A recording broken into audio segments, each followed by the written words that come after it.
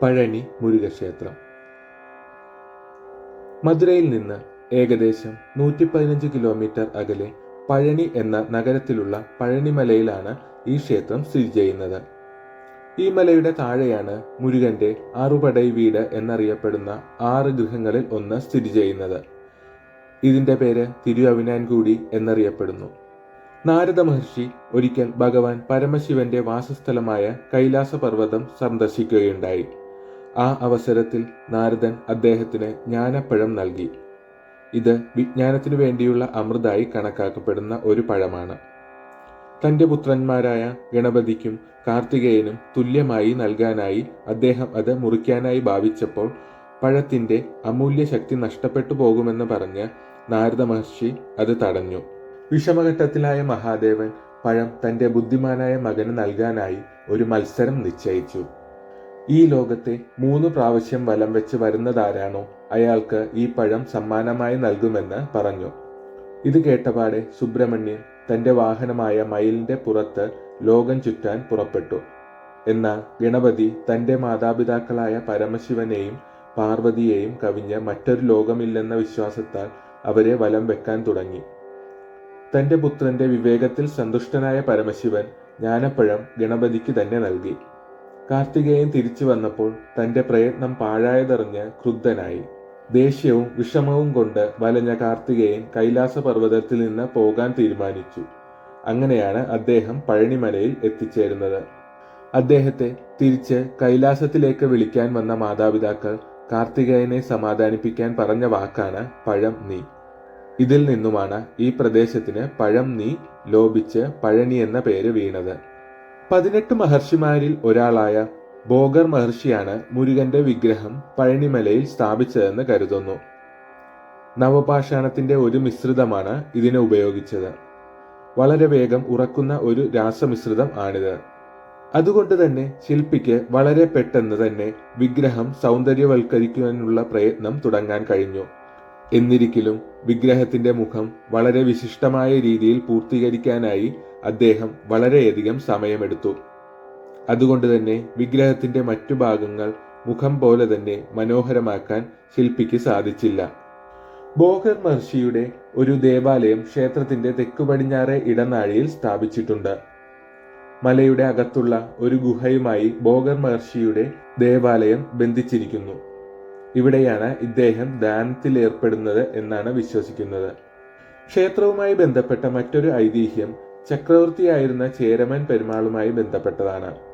ക്ഷേത്ര നിർമ്മാണത്തിന് ശേഷം പിന്നീട് ആരും ശ്രദ്ധിക്കാതെ വനാന്തർ ഭാഗത്ത് മറഞ്ഞു പോകുകയാണ് ഉണ്ടായത്.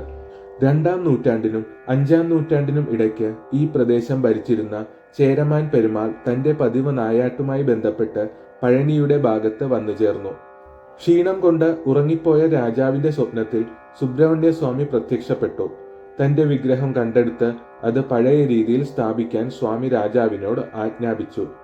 ഉറക്കത്തിൽ നിന്ന് ഉണർന്ന രാജാവ് അതിനടുത്ത് വിഗ്രഹത്തിനു വേണ്ടി തിരച്ചിൽ നടത്തുകയും മറഞ്ഞു കിടന്നിരുന്ന സുബ്രഹ്മണ്യ സ്വാമിയുടെ വിഗ്രഹം കണ്ടെത്തുകയും ചെയ്തു. രാജാവ് വിഗ്രഹം പഴയപടി സ്ഥാപിക്കുകയും ആരാധന മുതലായവ തുടങ്ങുകയും ചെയ്തു.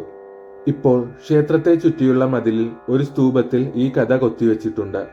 സുബ്രഹ്മണ്യ സ്വാമിയുടെ വിഗ്രഹം നേരത്തെ പറഞ്ഞ പോലെ 9 വസ്തുക്കളുടെ മിശ്രിതം കൊണ്ടാണ് ഉറപ്പിച്ചിരിക്കുന്നത്. മുരുകൻ പഴനിയിൽ വന്നതുപോലെ തന്നെയാണ് വിഗ്രഹവും പണിതിരിക്കുന്നത്. ബാലകനായ മുരുകനാണ് മാതാപിതാക്കളോട് പിണങ്ങി പഴനിയിൽ വന്നത്. തലമുണ്ടനം ചെയ്ത് ഒരു താപസിയുടെ വേഷമാണ് വിഗ്രഹത്തിന്. വസ്ത്രമായിട്ട് ഒരു കൗപീനം മാത്രമാണുള്ളത്. കയ്യിൽ ദണ്ടും വേലും ഉണ്ട്. ഇതിൽ നിന്നുമാണ് ബാലദണ്ഡായുധപാണി എന്ന പേര് മുരുകന് കിട്ടിയത്. വിഗ്രഹം പഴനിയിൽ സ്ഥാപിച്ചിരിക്കുന്നത് പടിഞ്ഞാറ് ദിക്കിലേക്ക് ദർശനമായിട്ടാണ്. കൂടാതെ വിഗ്രഹത്തിന്റെ ചെവികൾ സാധാരണയിലും വലിപ്പമുള്ളതാണ്. തന്റെ ഭക്തരുടെ പ്രാർത്ഥനകളും അപേക്ഷകളും ശ്രദ്ധാപൂർവം ശ്രവിക്കാനാണിത്. ശ്രീകോവിലിനുള്ളിലെ ഗർഭഗൃഹത്തിലാണ് വിഗ്രഹം സ്ഥിതി ചെയ്യുന്നത്. പഴനിയിലെ 2 മലകളിൽ ഒന്നിന്റെ മുകളിലാണ് ഈ ക്ഷേത്രം സ്ഥിതി ചെയ്യുന്നത്. വിഗ്രഹത്തിൽ സമർപ്പിക്കുവാനുള്ള പുണ്യജലവും കയ്യിലെടുത്താണ് തീർത്ഥാടകർ പണ്ട് മല കയറിയിരുന്നത്. ശ്രീകോവിലിന്റെ മതിലിൽ പഴയ തമിഴ് ലിപിയിൽ ധാരാളം ദൈവിക സ്തോത്രങ്ങൾ കൊത്തിവെച്ചിട്ടുണ്ട്. ശ്രീകോവിലിനു മുകളിലായി സ്വർണ്ണ ഗോപുരം സ്ഥാപിച്ചിട്ടുണ്ട്. ഇതിൽ മുരുകന്റെയും ഉപദേവന്മാരുടെയും ശില്പങ്ങൾ കൊത്തിവെച്ചിരിക്കുന്നു. ശ്രീകോവിലിന് അരികിലായി സുബ്രഹ്മണ്യന്റെ മാതാപിതാക്കളായ പരമശിവന്റെയും പാർവതിയുടെയും ആരാധനാലയങ്ങൾ ഉണ്ട്. അതിനു ചേർന്ന് പഴനി മുരുകക്ഷേത്രത്തിലെ മുഖ്യ വിഗ്രഹം സ്ഥാപിച്ച ഭോഗർ മഹർഷിയുടെ ക്ഷേത്രമാണ്. പുറത്ത് സഹോദരനായ ഗണപതിയുടെയും ആരാധനാലയമുണ്ട്. വിഗ്രഹത്തിലുള്ള അഭിഷേകമാണ് പ്രധാന ആരാധനാ രീതി.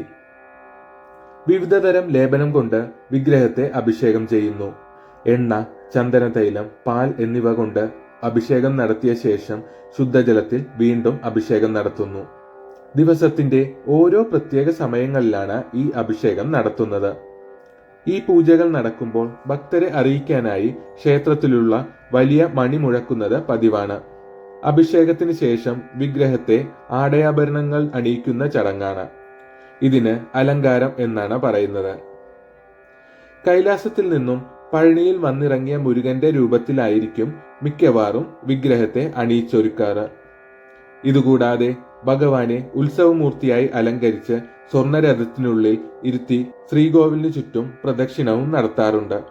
ഭക്തരാണ് ഈ രഥം വലിച്ചുകൊണ്ടു പോകുന്നത്. ഇത് കാണുന്നത് പുണ്യമായി ഭക്തർ കരുതുന്നു. ക്ഷേത്രത്തിലെ മുഖ്യമായ ആചാരമാണ് ഭക്തരുടെ തലയിലെ മുടി നീക്കം ചെയ്ത് ചന്ദനം തേക്കുന്നത്. ബാലമുരുകന്റെ ശിരസിനോട് സാമ്യം തോന്നിക്കാനാണ് ഈ തലമുടി നീക്കം ചെയ്യൽ ചടങ്ങ് നടത്തുന്നത്. മധ്യാഹ്നത്തിൽ കുറച്ചു നേരവും രാത്രിയിൽ വളരെ നേരത്തെയും ക്ഷേത്രം നട അടയ്ക്കുന്നു. പ്രതിഷ്ഠ ബാലമുരുകൻ ആയതിനാൽ ബാലകന് ആവശ്യമായ ഉറക്കം കിട്ടുവാനാണ് ഇത് എന്നാണ് വിശ്വാസം. കാരണം ഭഗവാൻ പകൽ മുഴുവൻ ഭക്തരോട് സംവദിച്ച് ക്ഷീണിതനായിരിക്കുമത്രേ. എല്ലാ ദിവസവും വൈകിട്ട് ഭഗവാന്റെ പള്ളിയറയിൽ ആ ദിവസത്തെ ക്ഷേത്ര സംബന്ധമായ കണക്കുകൾ ഭഗവാൻ പുരോഹിതനിൽ നിന്ന് കേൾക്കുമത്രേ. അതിനുശേഷം മാത്രമേ ഭഗവാൻ പള്ളിയുറക്കത്തിന് പോവുകയുള്ളൂ. തൈപ്പൂയമാണ് പഴനി ക്ഷേത്രത്തിലെ പ്രധാന ഉത്സവമായി ആഘോഷിക്കുന്നത്. പൂർണ്ണചന്ദ്രനെ കാണുന്ന ദിവസമാണ് ഉത്സവ ദിനമായി ആഘോഷിക്കുന്നത്. തലമുണ്ടനം ചെയ്ത് കാവടിയെടുത്താണ് ഭക്തർ ഭഗവാനെ കാണാൻ വരുന്നത്. ഹിഡുംബ എന്ന രാക്ഷസൻ പഴനിമലകൾ തോളിലേറ്റി ഇവിടെ കൊണ്ടുവന്നു വെച്ചതെന്ന വിശ്വാസം കാത്തു സൂക്ഷിക്കാനാണ് ഭക്തർ കാവിയെടുക്കുന്നത്. ഹിഡുംബൻ ബാലമുരുകന്റെ ഒരു ആശ്രിതനായിരുന്നു. ഭഗവാന് അഭിഷേകം നടത്താനുള്ള ജലവുമായാണ് ചില ഭക്തർ ഇവിടെ എത്തിച്ചേരുന്നത്. ഇതിനെ തീർത്ഥകാവടി എന്ന് പറയുന്നു. ദർശനത്തിനായി ഭക്തർക്ക് ശ്രീകോവിൽ നട തുറക്കുന്നത് സാധാരണ രാവിലെ 6 മണി മുതൽ വൈകിട്ട് 8 മണി വരെയാണ്. ഉത്സവ ദിവസങ്ങളിൽ രാവിലെ 4:30 നട തുറക്കും. പടികൾ കയറാൻ ബുദ്ധിമുട്ടുള്ള ഭക്തർക്ക് ഇവിടെ വിഞ്ച് റോപ്പ് സൗകര്യമുണ്ട്. മധുരയാണ് ക്ഷേത്രത്തിന് ഏറ്റവും അടുത്തുള്ള വിമാനത്താവളം. പഴനിയിൽ ഒരു ചെറിയ റെയിൽവേ സ്റ്റേഷൻ ഉണ്ടെങ്കിലും ഡിണ്ടിഗലിലോ മധുരയിലോ പോയി ടാക്സിയിലോ ബസ്സിലോ പഴനിയിൽ എത്തുന്നതാണ് നല്ലത്.